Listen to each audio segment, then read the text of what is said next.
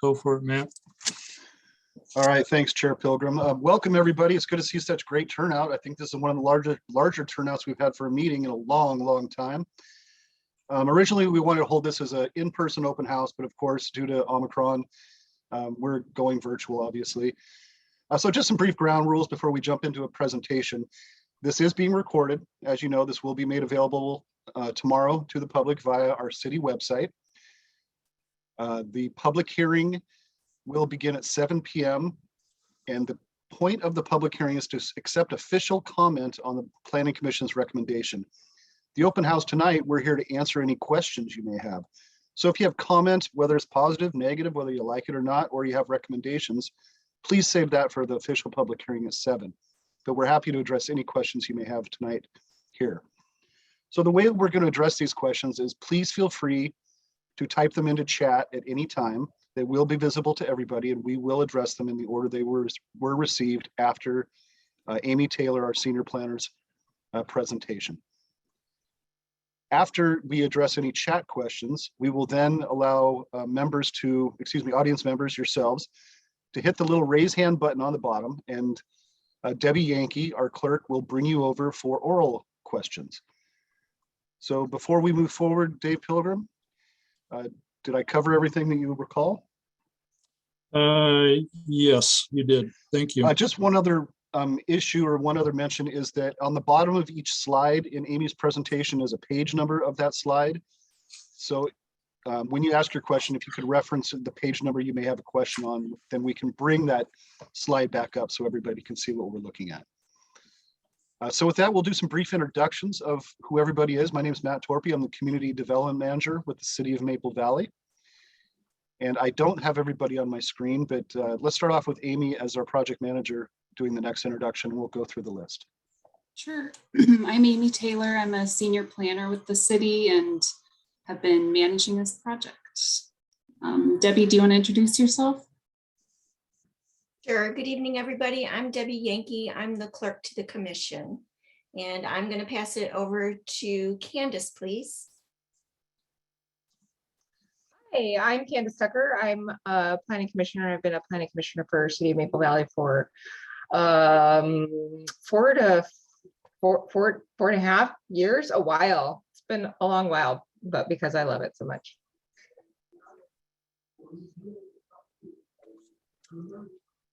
Jeff, you want to go? Sure. Hello, everyone. My name's Jeff Wentland. I'm a planning commissioner. I live in Maple Woods. I've been a commissioner for, I think it's been about a year and a half. And happy to be here. Thanks. Connie? Good evening, everyone.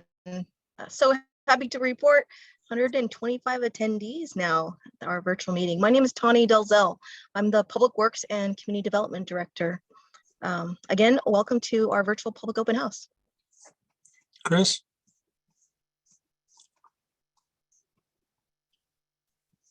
Hello, Chris Tallman. I am on the commission for about a year and a half now. I live in Cherokee Bay and I've been in Maple Valley since '97. Jonathan? Hi, I'm Jonathan Miller. I've been serving on the Planning Commission for more than 3 years now, and like the others on this commission, serve as a volunteer and do so out of my concern for preserving high quality of life in Maple Valley. So I really appreciate everyone's participation in this meeting and the comments that have been provided on the on these design guidelines, and just want to assure you that I'm reading as many as are received. So thank you. I'm Dave Pilgrim. I'm the chair of the Planning Commission as of right now. I've been around for 30 some years in various capacities. So at this point, I think we'll turn it over to Amy. Except for, Matt, did you want to do today's agenda, that slide? Excuse me, Chair Pilgrim, we have Commissioner Pierce just signing on right now. Okay. Can be introduced. Yep.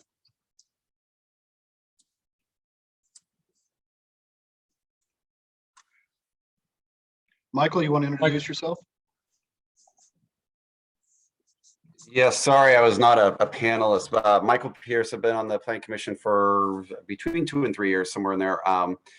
Really enjoy it. I've really appreciated being a part of this process, the work we've really focused on the last year or so. So thank you for having me. Thank you, Michael. Before I turn it back over to Amy, just one more thing. There were some questions in the chat to everybody. Yes, all attendees, and there's 132 of you now, are muted until the end of the presentation. So we're not going to take any oral questions during the presentation. Please put any questions you have during the presentation into chat. We'll address those after the presentation. And then after we address the chat questions, you can push the raise your hand button and we will go through each of your questions. And again, look at this slide. We're planning on this going to 6:55 p.m. to take a break shortly before the opening of the official public comment period at 7 p.m. The Zoom links are the same. There's no different Zoom links, but we will be closing this meeting out to stop the recording at 6:55. And with that, I will turn it over to Amy Taylor. Thank you. Thanks, Matt. So this is our agenda for this presentation. I have about 20 slides. We should have plenty of time for all of your questions. I think we're all really pleased. There's so many folks attending tonight. So this is the organization of the document itself and of the presentation. So how did this all start? In 2019 and before 2019, City Council received some public comment of folks voicing a desire to have a community heart in Maple Valley, to have somewhere where families can walk around, spend time, where teenagers can spend time, not in the Fred Meyer parking lot. We heard that several times. So council directed staff to work with the community to create a vision for this future downtown. Staff, along with the help of a consultant, had 2 meetings in 2019 where we came with the community. Many of you were at these meetings and visioned what you want in a walkable Main Street type of downtown in Maple Valley. And the next meeting, you came with examples of downtowns that you've been to across the region and other parts of the country that you would like us to use as examples. And so those were used throughout the process, and these meetings really guided the document as it formed. So following these meetings, the visioning process, City Council put together a work group consisting of staff, council members, planning commissioners, and a property owner representative to work with a consultant to draft code for this future downtown. That work group had 5 meetings in 2019 and into the beginning of the pandemic there. And then council directed the Planning Commission to review the proposed document. The Planning Commission has been hard at work reviewing the downtown recommendations, and we've done some significant outreach during that time. We had another virtual open house in 2020. We did some in-person outreach at Maple Valley Days, at the town hall and at the farmers market. And we all wished that this meeting could be kind of more informal and in person, but I think we're really pleased. There's so many folks in attendance. So next steps for the Planning Commission are to review the right-of-way standards for downtown that define for example, the sidewalk material and street benches of the public right-of-way, and for then City Council to review the Planning Commission's recommendation.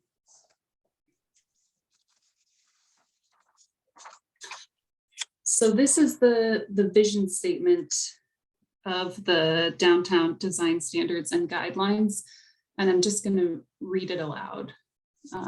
Downtown Maple Valley will create its own sense of place, welcoming the entire community, providing a vibrant mixed-use destination that connects citizens and visitors of all ages. The new neighborhood will be a walkable and bikeable downtown mix of public space and mid-rise buildings, including businesses that promote the artistic, cultural, and entrepreneurial spirit of city's residents. The downtown will offer retail, commercial, housing, civic uses, and public open space supported by unrivaled trail connectedness.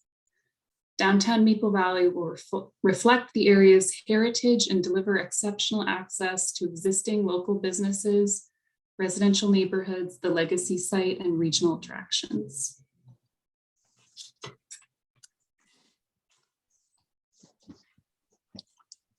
And these guiding principles support the vision statement.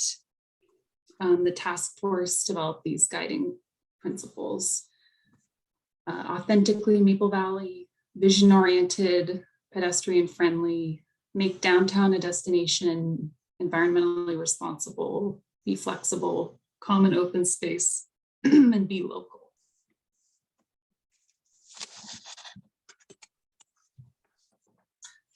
So I apologize, this is background for many of you, but I know there are folks who haven't been engaged in this process until now. So where is downtown? Downtown is highlighted in the bright pink here on the map. The boundary is the city boundary.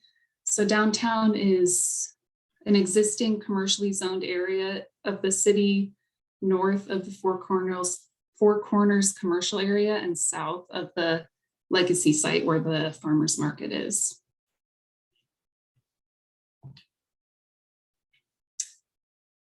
And this is a zoomed in map of downtown in relation to the legacy site and the farmers market to the north, and the Green to Cedars Rivers Trail to the west, and 169 just to the east.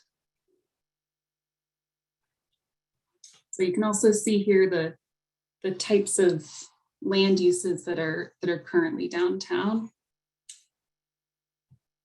And I'm going to talk about that more here.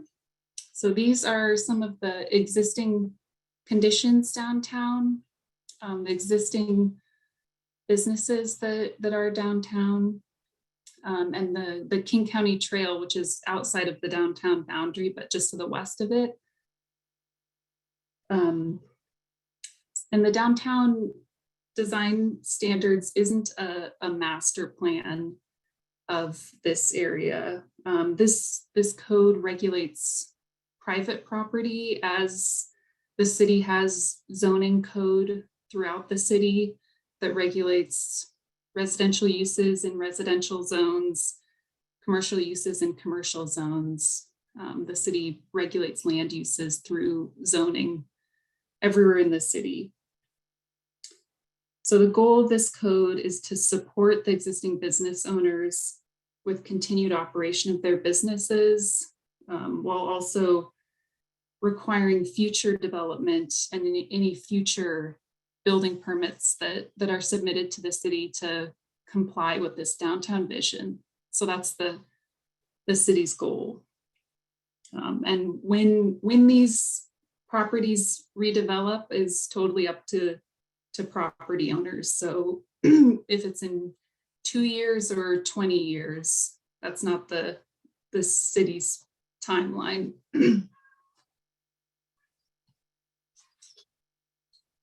So what kinds of businesses are permitted in this with future development? And this isn't talking about the existing business owners, but when building permits come in for future development, these are the permitted uses for this area.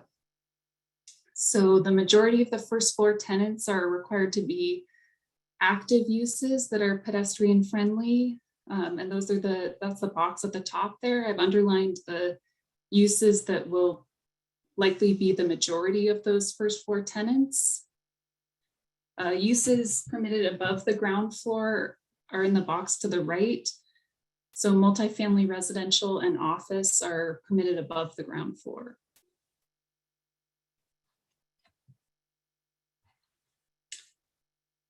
So the feature Main Street will be an important feature of downtown and has been a big point of discussion for the Planning Commission and the task force. That Main Street is 236th Avenue, where the pink lines are.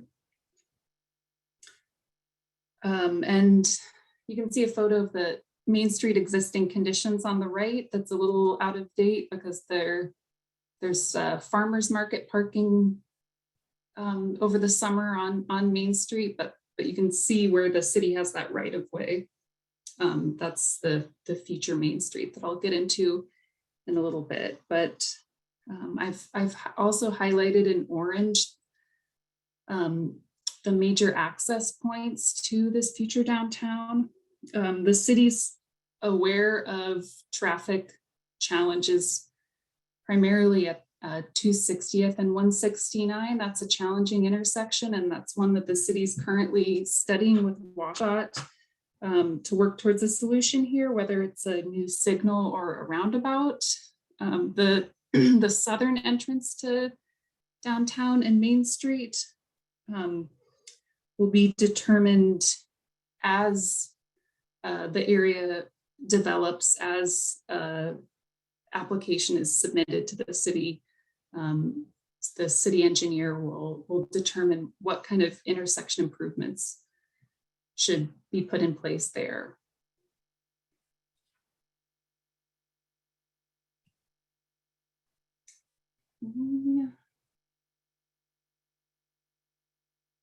So this diagram shows the potential development blocks that will be built to Main Street.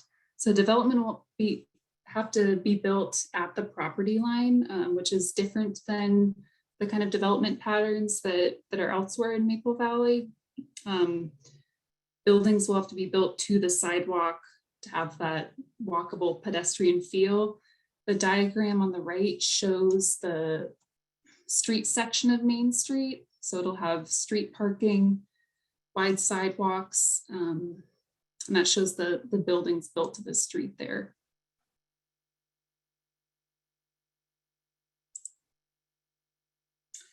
And this shows, these images, example images show the kind of pedestrian environment envisioned downtown. So the photo on the left is of Main Street and Old Bellevue and shows the kind of high quality pedestrian environment and buildings built to the property line.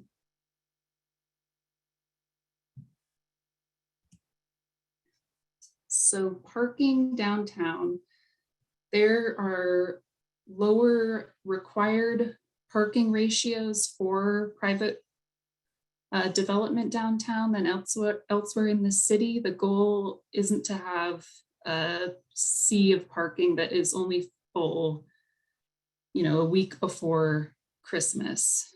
There's a park once strategy. So utilizing street parking for short-term parking when folks are popping in and visiting a business.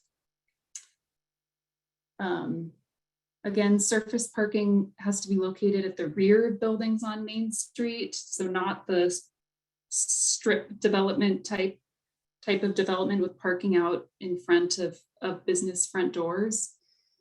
There are higher bicycle parking requirements downtown than elsewhere in the city and higher requirements for electric vehicle charging.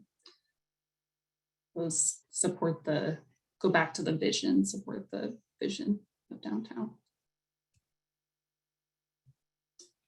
And as well as more traditional street types, the code encourages the use of alternative streets that promote pedestrian activity. So these are examples of some of those streets, and the consultant developed sections, designs of these different streets that developers can use throughout downtown.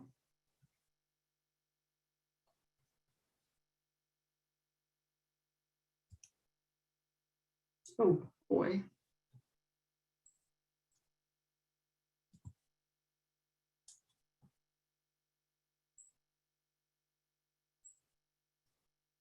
Okay, give me 1 second. I apologize. Maybe I have too many things open.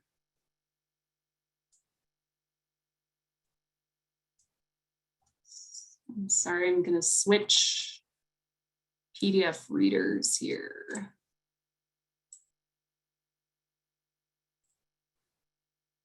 So these secondary connections will be required to be provided every 260 to 360 feet downtown when redevelopment occurs.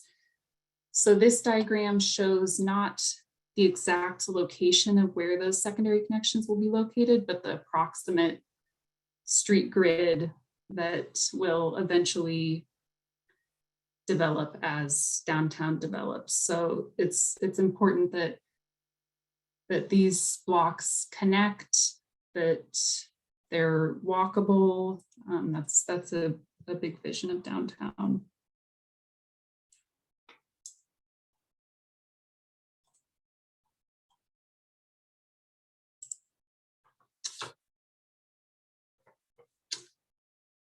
And there is a goal for a Civic Plaza to be included as part of downtown. The image to the right is an example from the city of Kenmore, a great example of not a grassy park, of which Maple Valley has great passive parks already, but a more kind of smaller scale urban plaza where that people can use different times of year. You can spend time without purchasing something, just a place for community members to come together. The goal is for the Civic Plaza to be adjacent to Main Street, to build off the energy on Main Street, and also for development incentives to encourage development of this Civic Plaza by a private property owner to be determined by City Council.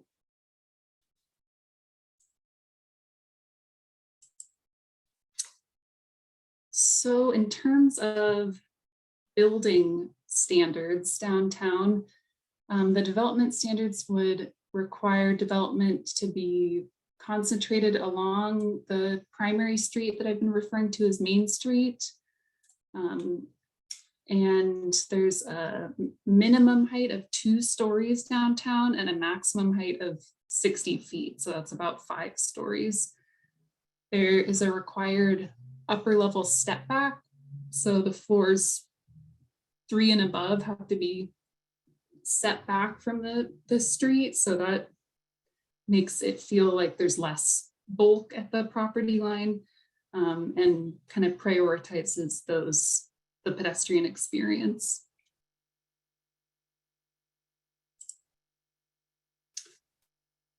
So after hearing comment from adjacent property owners in the residential zone to the west, there is a height restriction within 200 feet from that residential zone that's limited to 45 feet. So there's an appropriate kind of transition from the higher intensity downtown commercial area to the neighborhood and the trail to the west.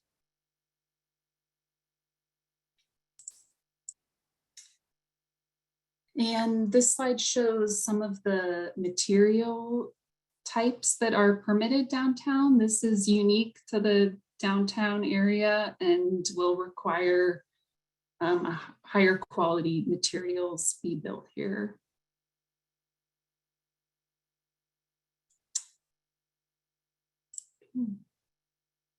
And I think here I'm going to pass it off to our chair, Dave Pilgrim, to speak to our last 2 slides, and then we'll get to your questions.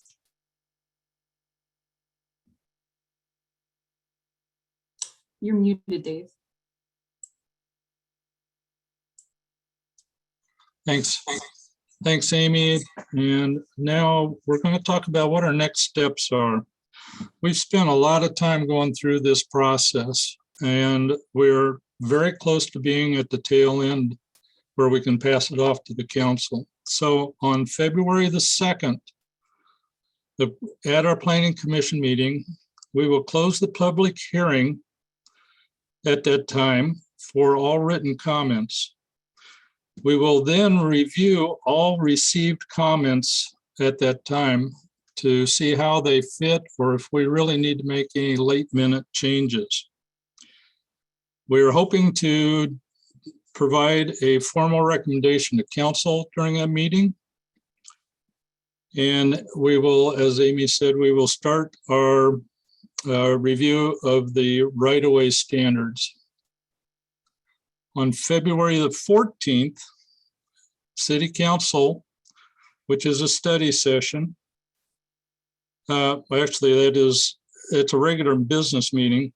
The Planning Commission will hand off the document to council with explanations. And my understanding is there will be an earlier meeting in the evening to give us extra time. This is not a small document, and it's going to take some time to go through it. On February the 22nd, the City Council study session will be focused on the downtown document, and I'm sure they'll be going through it in a lot more detail. And my guess, and it's not been confirmed yet, is that there will probably be additional council meetings to review the document before it's adopted. Go ahead to the next one, Amy.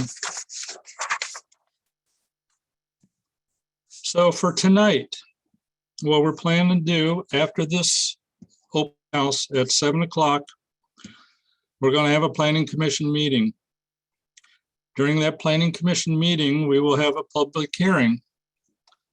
And as it says there, public hearing verbal will be tonight, but if there's any comments that people want to make written wise, we will accept written comments through February the 2nd at 4 p.m. And you see on the screen Debbie's email, and please put in what the subject line is. We also have a few other items that we have to do tonight, but the public hearing will be pretty close to being right up front of the meeting. So if you want to stick around, provide your public comment and verbally, we would really appreciate it. And at that point, we'll go ahead and open it for questions. And Amy, are you going to run through the chat questions first? Yeah, definitely. So let's see here. So everybody should be able to see the questions. The first question that we have, it looks like started at 6:13 p.m. by Tiffany, who asked what the legacy site is on the map. The legacy site is a 51-acre owned property. It was purchased by the city in the early 2000s. It is currently undeveloped with the exception of the new farmers market across from Rock Creek Elementary. So that's what the legacy site is. There are some discussions on future utilization of the legacy site being handled at a council subcommittee level, but it's too soon to expound on what may happen in the future on that legacy site. The next question is from Cassie Fingerson. What is your plan with the current businesses that are in the downtown area? And Amy, I'll let you take that one. Yeah, I think I covered this somewhat, but to elaborate on it, there's a section in the document called proportional compliance. So that dictates when the current businesses make building improvements, at what threshold they need to meet the downtown design standards requirements. So the goal is to support existing business owners in operation of their current businesses and to allow improvements to their existing facilities, while at some point, when they're demolishing buildings and rebuilding, it's at that point that they would need to comply with the new code. Yeah, and I just want to be very clear on this. There were some Facebook comments that raised some concern, of course. We are not pushing any existing businesses out. They can stay as long as they want and continue their operations in perpetuity for as long as they like, until at what point in time it makes more sense to them to sell and have a developer develop according to the downtown standards. Yeah, I think a similar question, how is Monarch Apartments affected by this? Will it be built around the Monarch Apartments? So this slide I'm on here shows the Monarch Apartments pretty well. You know, ideally this code would have been in place before that new development, but the Monarch Apartments would, you know, same as all other businesses, property owners downtown would need to comply with the code if they do significant improvements, which is less likely because those are new buildings and new developments. So it is more likely that downtown will kind of morph around that new development. The next question, will the mini storage and the view from Southeast 263rd be removed and developed into downtown? I think we spoke to that. That business can operate as long as the property owner pleases.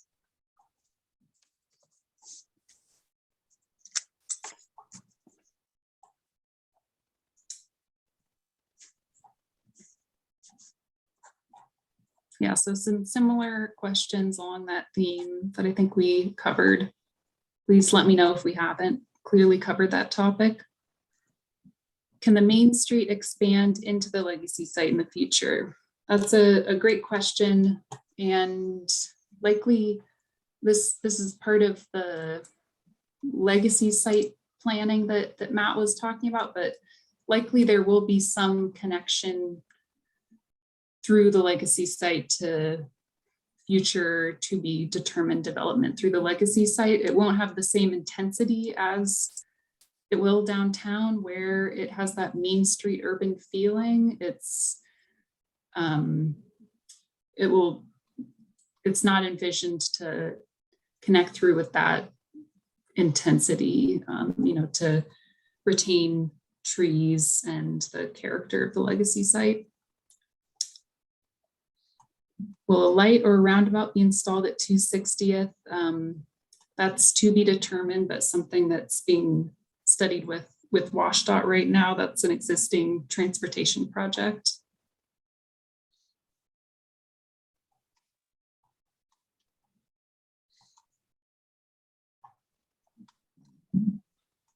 Okay, good comments. Thank you. And please attend the public hearing or email these comments to Debbie. Looks like the next question is from Greg there, Amy. Yeah, so this question about electric vehicles, the requirement is to support, I believe it's 25% of parking in, Dave's shaking his head, is it 20%? It's 10 automatically with an extra 25 pre-wired. Right, okay, so thank you, Chair Pilgrim. So 10% of the private parking stalls will be required to be up and running with EV chargers on day one, and an additional 25% will be required to be wired for EV.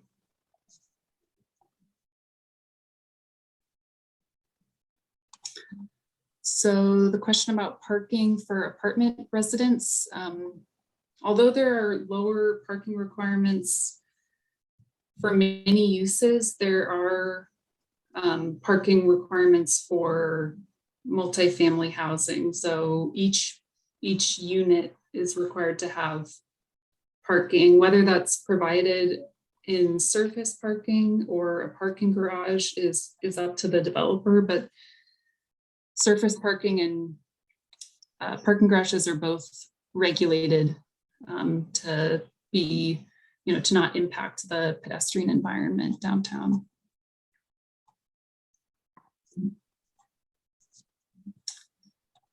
Yeah, comment about traffic through Kate's Ridge.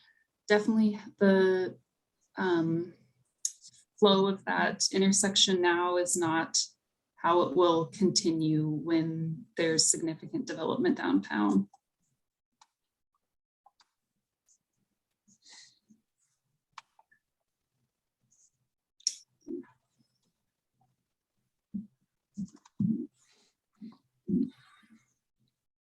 So Amy, it looks like the next question is from Gail at 624. How much of this will be funded by an increase in our taxes? There will be no proposed tax increase to fund this. This is not a public development. This is all private development. So there's no current tax increase proposed whatsoever. Yeah, the next question, I see a good question about the height of the Monarch apartments, how that compares to the maximum height downtown. And I'm looking for this slide. So this is the residential, one of the residential units at Monarch. This is maybe 45 feet. That's a guess. And the maximum height downtown is 60 feet. And just to be clear, this is a reduction of the current allowed height, which is 80 feet. So this is a height reduction. A question, when will construction begin and when is it anticipated to complete? That is based on the development plans of the private property owners. So this is code that regulates private property and will be implemented when private property redevelops.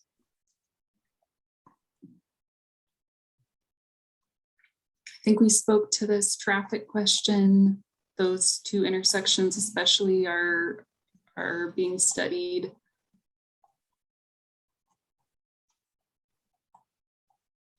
Looks like Angel's question was next. We talked about Case Ridge. This intersection at Case Ridge will be studied, whether it is a roundabout, four-way or three-way stop, or some sort of other traffic calming device. Angela. I'm sorry, no, Angel. Is that right? And Oh, I'm just not seeing the full name. I'm sorry. Are there restrictions on chain establishments and neon lights? That's a great question. The Planning Commission had discussions about, and the task force about limiting chain businesses. And the solution the Planning Commission came up with, I think, is a good one to not limit chain businesses, but there are size limitations for ground floor tenants. So there can't be tenants larger than 14,000 square feet on Main Street and in other active uses. So that will limit, a huge retailer from coming in and not adding to the pedestrian environment. And neon lights aren't permitted. There's a different sign code specific to downtown in the document.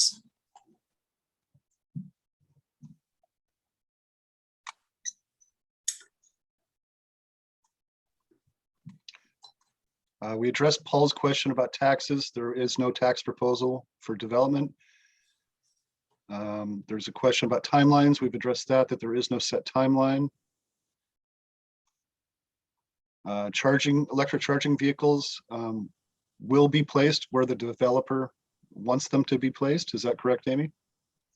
Yeah, I think the issue with the internal combustion engine cars parking in EV spots is an enforcement issue that I can relate to as a EV owner. Let's see. I think we spoke to plan for existing businesses. Good question about bus service changes. Metro would change their service in response to development coming online, not zoning changes. So they look at their service area periodically, and hopefully they would better serve Maple Valley with increased development. And Amy, can I just add that the Public Works Department is currently working on a major transportation Valley Highway from Southeast 253rd Place. So that's the entrance into Lake Forest Estates and Springhaven, just north of Rock Creek Elementary School. They're going to improve that down to 260th. And Amy spoke of an intersection improvement there. Still looking at the type of intersection improvement, whether it's a signal or roundabout with WashDOT. But as part of that project, the team is reaching out to King County Metro to discuss the current location for the existing bus stop and if there need to be any changes associated with that project. In front of the downtown, there's already an existing bus stop location, and they'll likely be taking a look at that as well.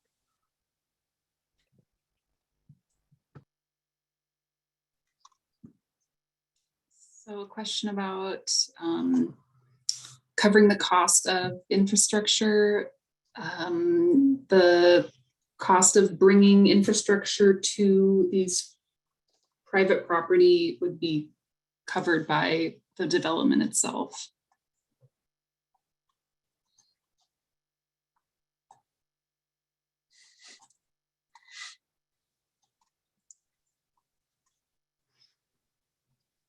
All right, so Mr. Wright had a question about a property owner not being notified.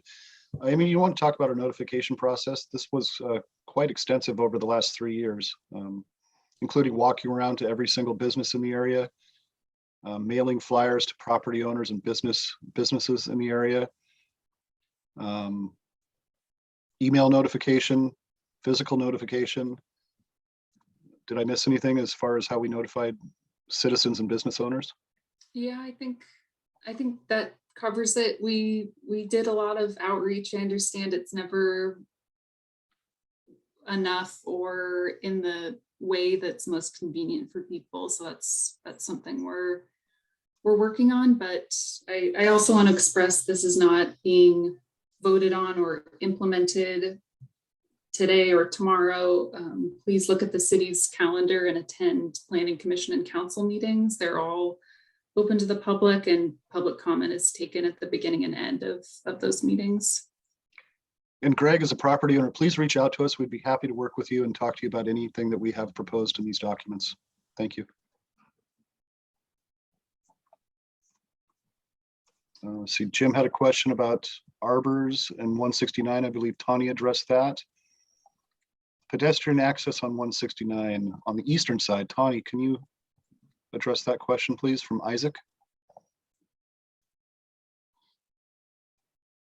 Sure. Last June, we updated the city's 6-year transportation improvement plan. We do that annually, and last year we added a new project on it that we heard from the public was really strongly desired, and that was a pedestrian bridge over SR 169 that would connect Rock Creek Elementary School and the community on that side of the highway to the legacy site. So we do have that on our 6-year tip. We just reached out to the state for some funding for it. So with some luck, we'll be able to start design and look to further construction funding in the future.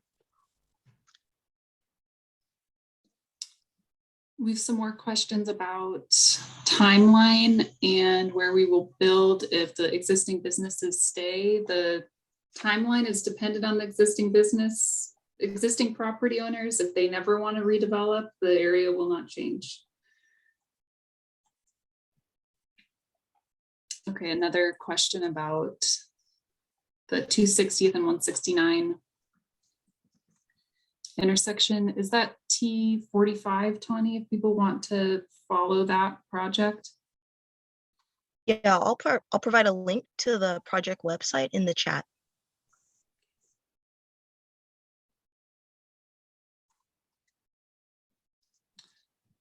Are there plans to potentially address traffic through the new downtown? I don't quite know what you mean by through. What do you think, Matt? Yeah, we talked about the access points at 260th and Kate's Ridge. So I mean, that is the access points to the new downtown. So they are addressed. And what is driving the conversation to move from Wilderness Village area? Wilderness Village is another commercially zoned area of the city. I think this area was identified as the future downtown for several different reasons: the adjacency to the trail and the legacy site, that potentially this area will be likely to redevelop in the future. Traffic flow in and out of the site.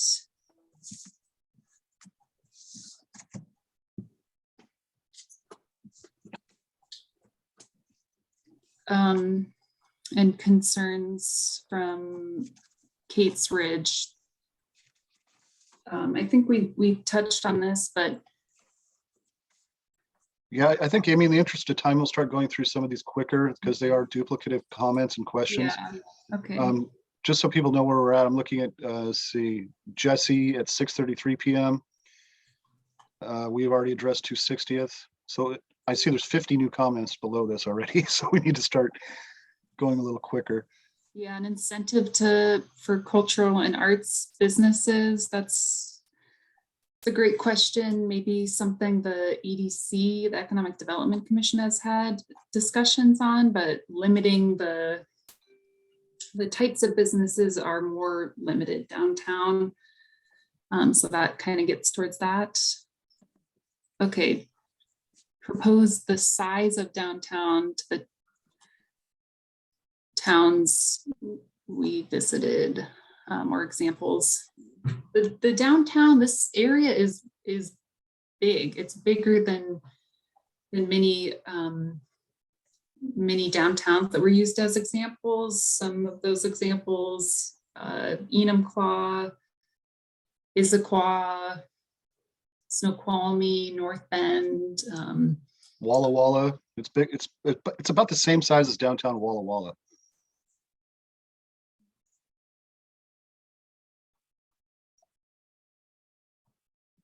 Okay, let's see. It looks like Christine at 636. Residential cap is 36 units per acre. Mhm. Include the existing apartments. So the residential, that density applies to each development.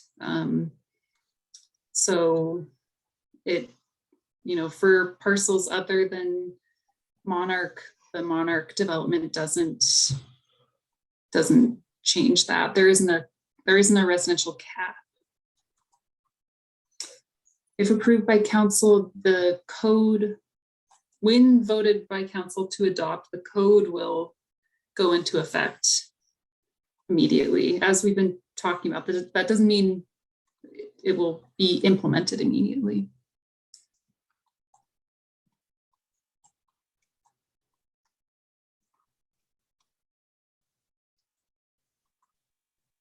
Let's see, Bingo asked what owners have sold recently. Nobody has sold recently. There has been some developer interest.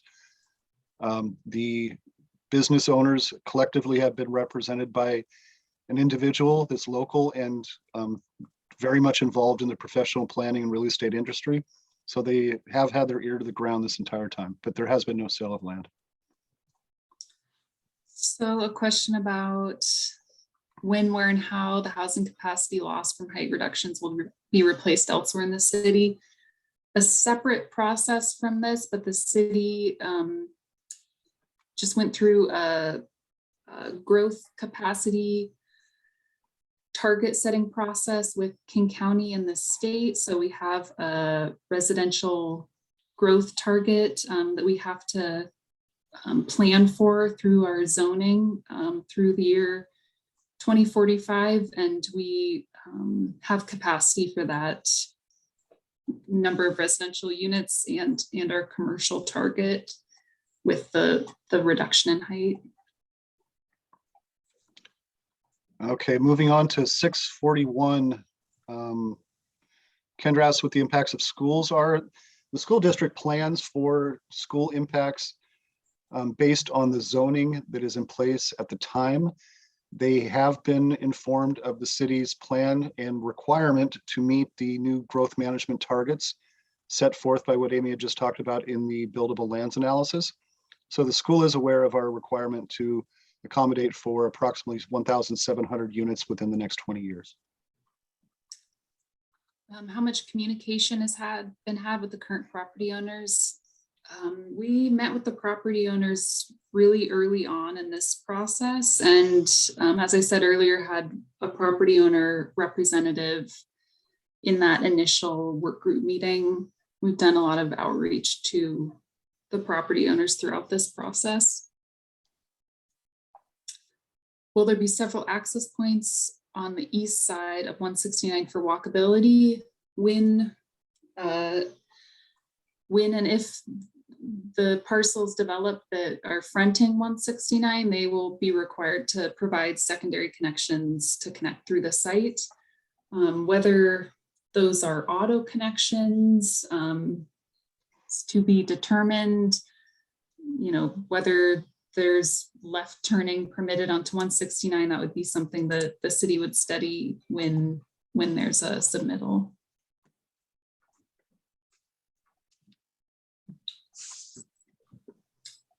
No plan to hire a staff person to oversee this, but we're always on the lookout for grants.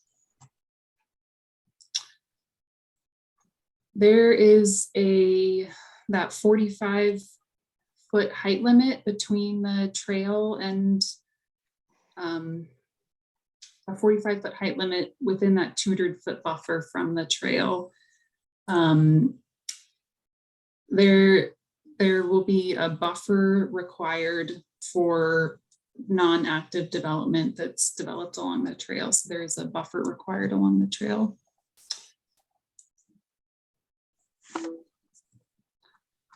I think some businesses, I'm not sure if what we're hearing from folks who are businesses in the downtown area. I think we coordinated with property owners and there might be some disconnect there. Maybe not, but I apologize that this is the first you're hearing of this.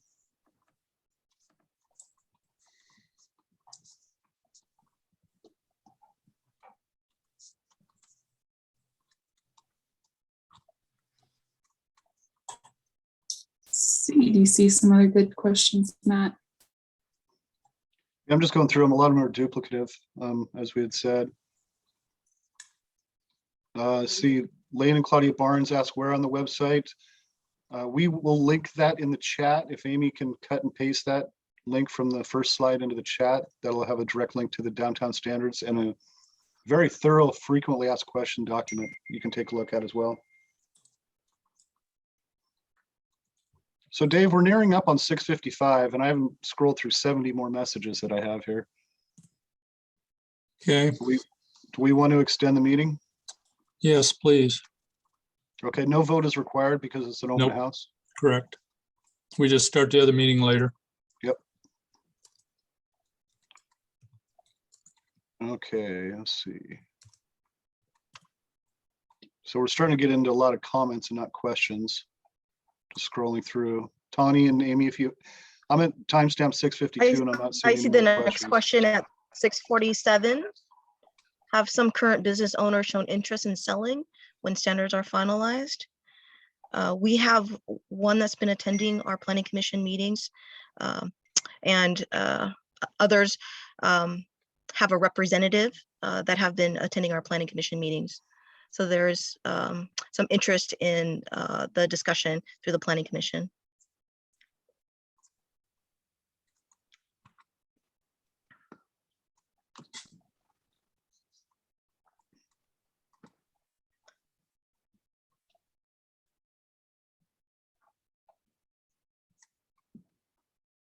I see there's a question of a possibility of a movie theater. There's a question downtown. about That is a possibility. That is one of the allowed uses in a more non-active zone. So, well, I just want to be very clear. This is not a city project. We cannot force who comes. I know we always hear we want Chipotle, Trader Joe's, a movie theater. The city can set up to allow for retail uses, restaurant uses, but we cannot say what restaurants can come. So that's a comment that we get quite often. And as much as I'd like to say who can and cannot come to our community, that's not something that we as planners can do. There's a question about Rock Creek Elementary School related to proposing alternative access to Rock Creek Elementary School. That is not part of the downtown planning and design work that we're doing, but we are looking at that as part of the T45 Public Works project. A question about, as the timeline is uncertain, can you explain why the legacy site was not used as the area for downtown development? There has been a lot of planning and a committee focused on the legacy site. And the city's heard a lot from community members that the natural, the trees and nature on the legacy site is valued to the community. So that is why the legacy site is not an appropriate location for the downtown.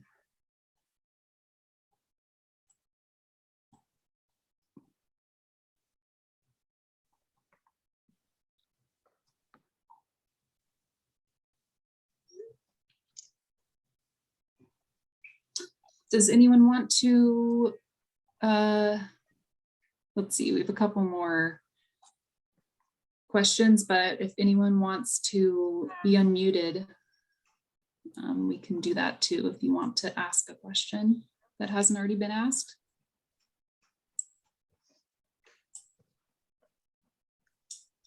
Amy, there's a question in the chat. What is the environmental impact studies completed, and can a link be sent? Are the developers the same as 10 Trails? First question, this work that the Planning Commission is doing, there is not an environmental impact study associated with it. That will come when a permit application comes in for development. And then, are the developers the same as 10 Trails? Right now, we know of no, we don't have a development application, so we don't know of developers for the downtown area.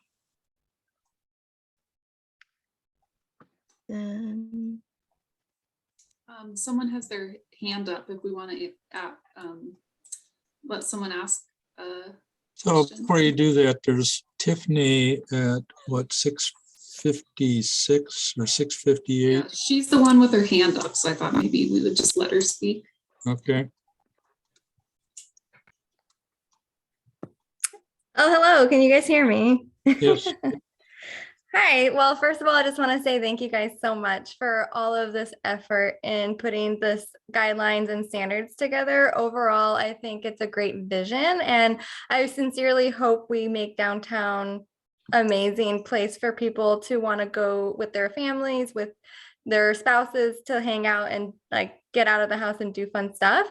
So yeah, the question I wanted to ask is what I put in the chat box. So thank you for letting me voice it.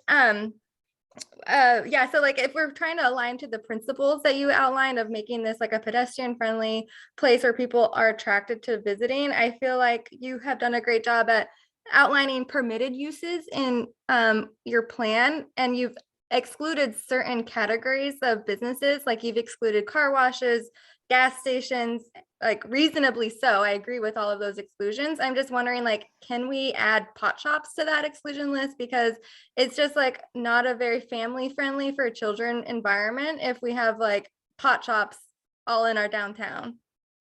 Yeah, I can address that one. Tiffany is the person that project managed marijuana review years ago. The city council did vote to allow for retail marijuana operations in the city of Maple Valley. The State Department of Cannabis and Liquor does limit them to 2 stores in Maple Valley. We already have 2 stores, so no more are coming, and I don't see the state expanding those allowances anytime soon.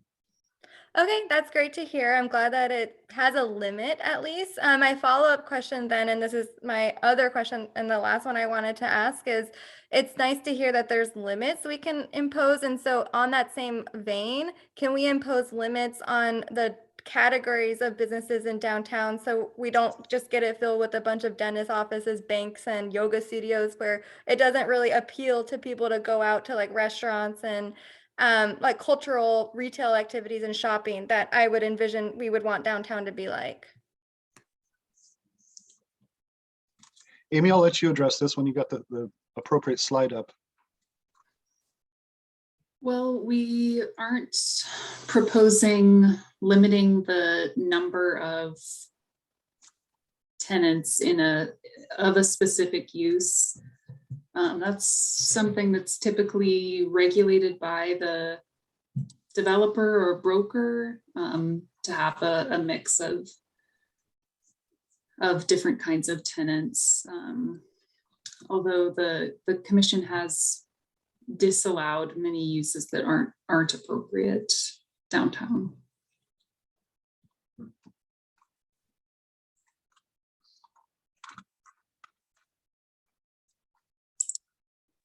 Question about what is the plan to the south of downtown, the property that the city owns?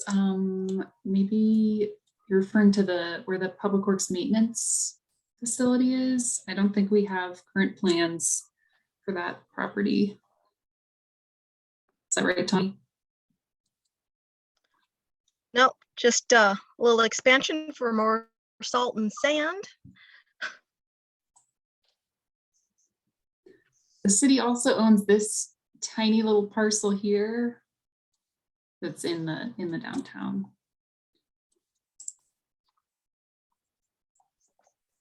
Does the plaza or other area include an area to support things such as summer concerts?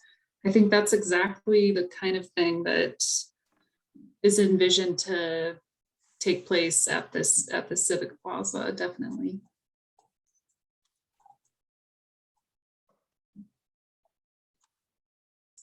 Where we can find more information on investing into properties downtown.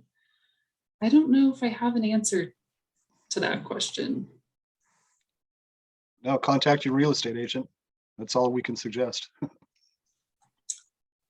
Downtown isn't just Main Street. Downtown is the entire area outlined in that hatched.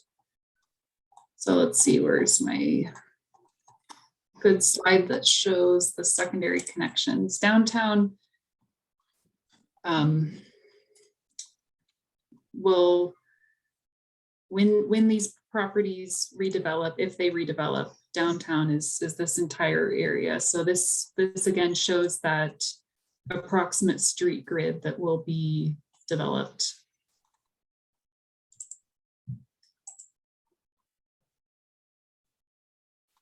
Is Maple Valley Highway between 231st and 253rd maintained by the city or the county?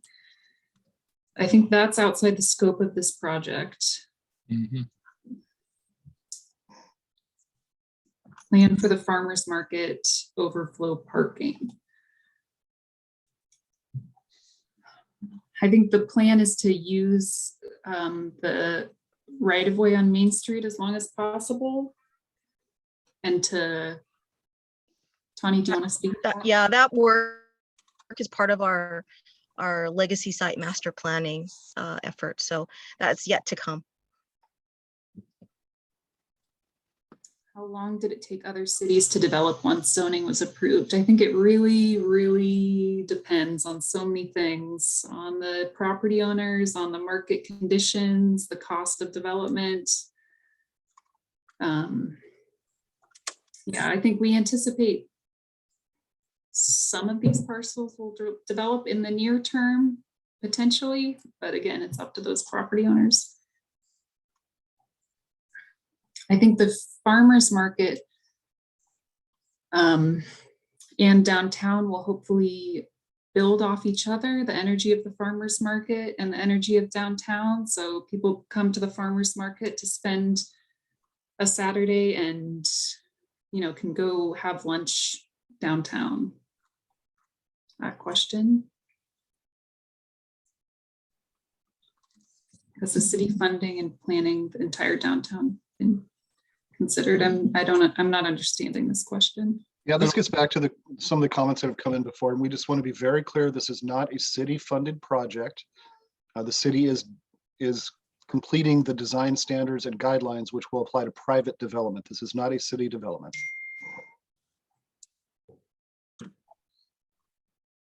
For Arnab, he asked for a timeline, stop timeline, as Amy has mentioned. There is no start and stop timeline. This is not a forced development. This is not a city development. This will be the city working with the property owners and any proposed developers to come to the vision of a true downtown. So there is no timeline.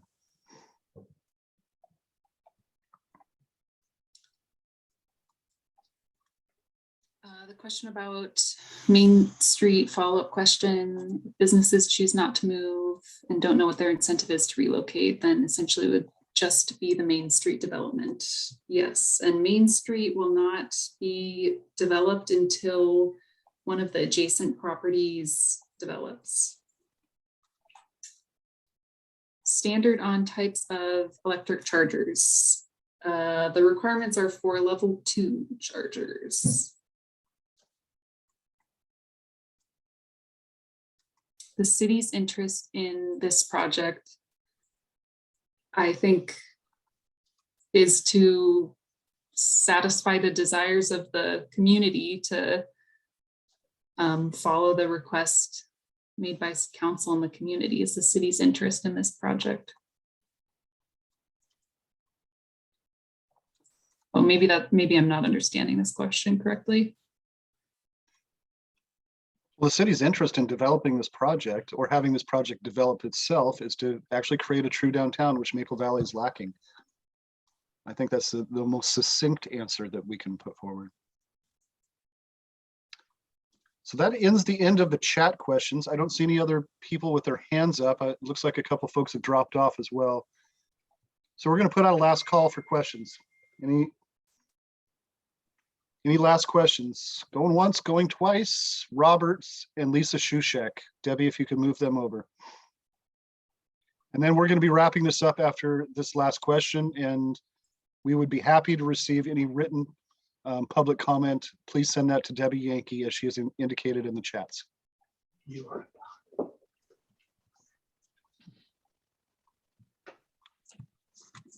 Hello?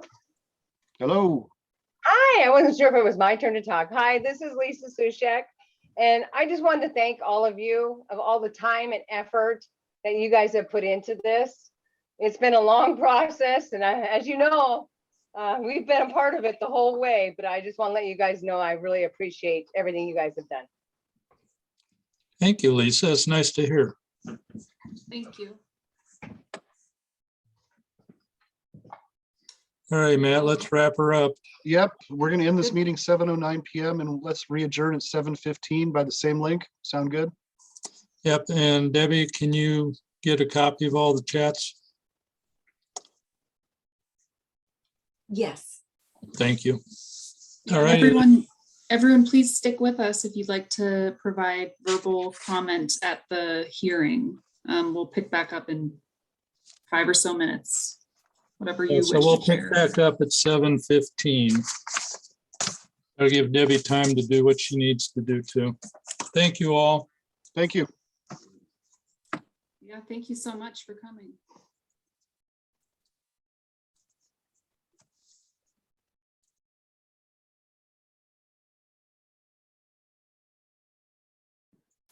I don't need to log out, do I? Debbie? No.